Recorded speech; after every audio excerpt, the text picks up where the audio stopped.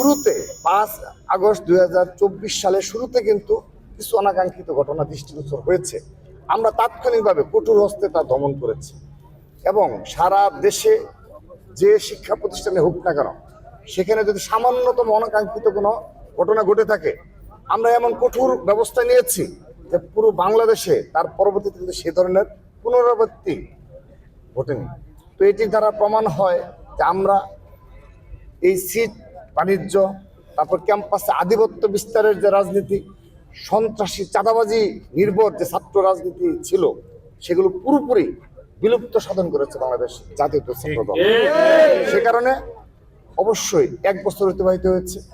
আমরা যদি এভাবে আরো কয়েক বছর সততা নীতি আদর্শ নিয়ে আমরা একটি নতুন ধারার ছাত্র রাজনীতি, যেখানে কোনো প্রভাব প্রতিপত্তিমূলক ক্যাম্পাসে ছাত্র রাজনীতি থাকবে না, সিট বাণিজ্য, গেস্ট রুম জোরপূর্বকভাবে কর্মসূচিতে নিয়ে আসা, এই বিষয়গুলো যদি আমরা সাধারণ শিক্ষার্থী নিকট আরও 1 বছর প্রমাণ করেছি, আগামীতে আরও যদি এই প্রমাণ করতে পারে ছাত্রদল, তখন তাদের সত্যিকারের যে আস্থা একমাত্র ছাত্রদলের উপর আসবে।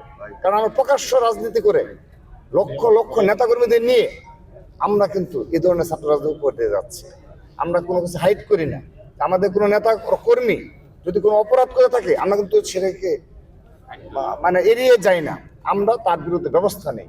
এই জন্য সারা দেশের আমাদের সকল ছাত্র দলের যতগুলো ইউনিট করে রয়েছে সবগুলো ইউনিট এক এবং ঐক্যবদ্ধভাবে আমাদের এই ধরনের কঠোর সিদ্ধান্ত বাস্তবায়নে তারা নিরলস পরিশ্রম করে যাচ্ছে এবং সাধারণ শিক্ষার্থীদের মনোভাব নিয়েই আমরা সকল ক্যাম্পাসে ছাত্র রাজনীতি করে যাচ্ছি।